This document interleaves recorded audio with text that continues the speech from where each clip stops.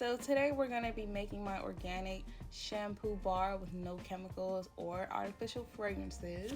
So the first herb that we have today is star anise. Star anise, it helps promote hair growth, it prevents hair loss, it also conditions the hair and helps to prevent certain scalp issues.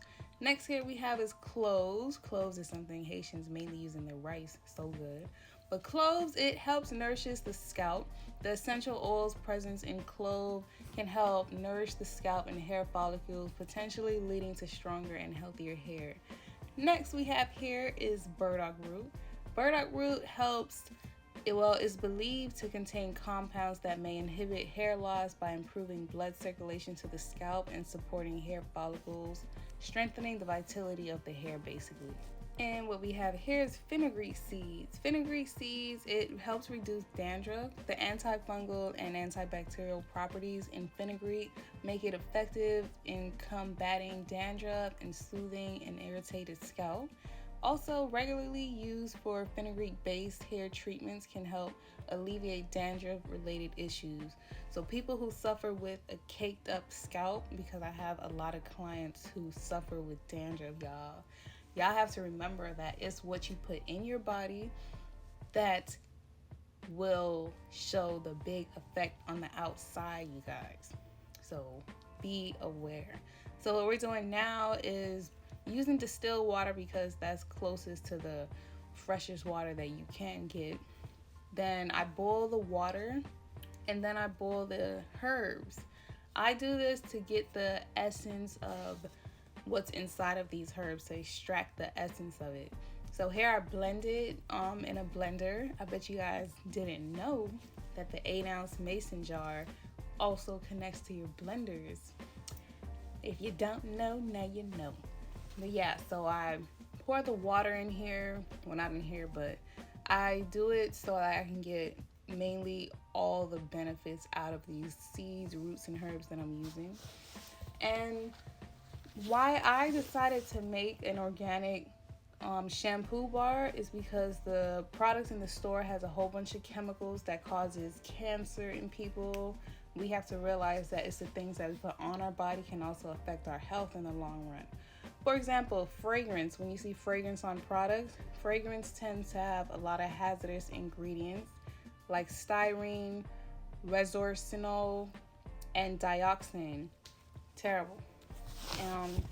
Then we have hibiscus. This here is the hibiscus herb.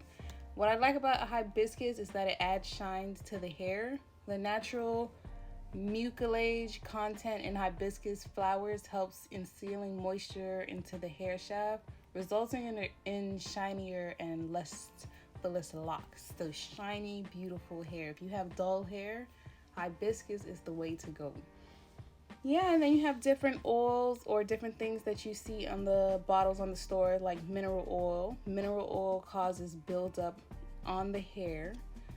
Different things like alcohols. Alcohols tends to strip the hair of moisture and shine.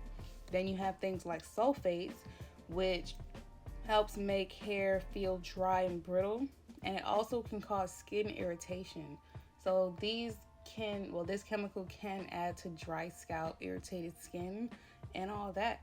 Then you have parabens. Parabens may cause breast cancer. You are at a risk of catching breast cancer if you are using parabens in your products, your skincare products. So here we're measuring out the oils to do the oil to lye ratio. The oils we're using is olive oil, avocado, and sunflower. So one thing about olive oil, it's a natural conditioner. It helps hydrate the hair and smooth and shines the hair. Avocado helps to improve your hair's health. It has a lot of natural fatty acids that helps repair the hair cuticle, helping to prevent breakage. And then sunflower. Sunflower oil has nutrients needed for shiny hair. It helps make your hair thicker, and it also has antioxidants that help prevent premature aging in your hair. So people who are going bald, or you're in like your later stages, say like menopause, and your hair is starting to fall, you just have to understand that your body needs something from the earth. Your body needs nutrients to help get you through, because I don't believe God made us to suffer. we just have to educate ourselves. So with the rest of the herbs that I blended up, I just put it in ice cube trays and put it into the freezer so I can use it for tea later, because I'm not reusing this for no soaps anymore.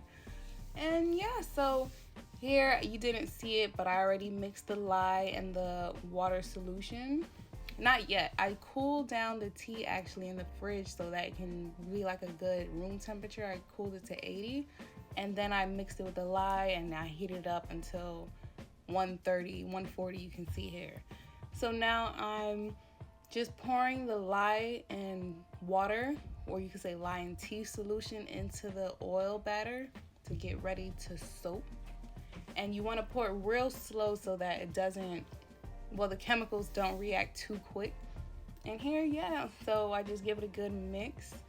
And yeah, not too long, because you don't want to keep mixing until it's hard. Say if you're using hard butters, this formula I use only liquid butters. I didn't use no hard butters like shea butter, mango, just liquid. So it makes it easier to mix. Sometimes when you have hard butters and you let it sit for almost like 5 minutes more, it'll start to harden up. And here I'm putting some kaolin clay. Kaolin clay is good for sucking out different toxins out of the skin and also adding minerals to the body to help it, function in a healthier way. And then I'm just gonna mix it.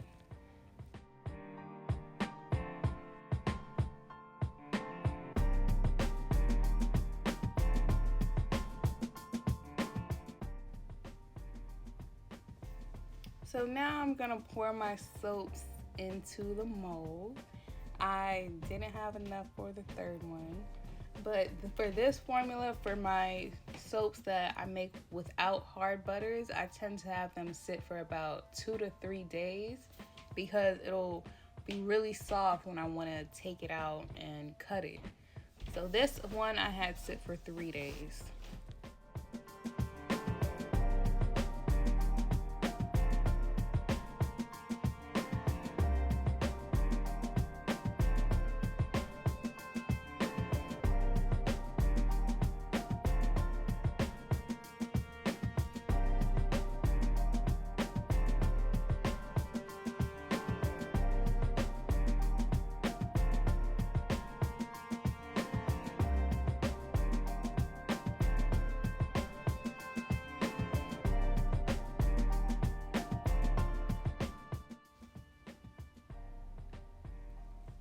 So here I'm getting ready to cut the soaps out the mold.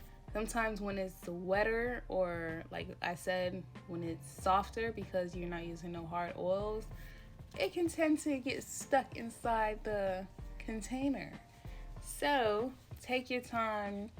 You don't want to crush the soaps on the side. A lot of people don't sell end pieces, but shoot, if my end piece is big enough, somebody gonna get it.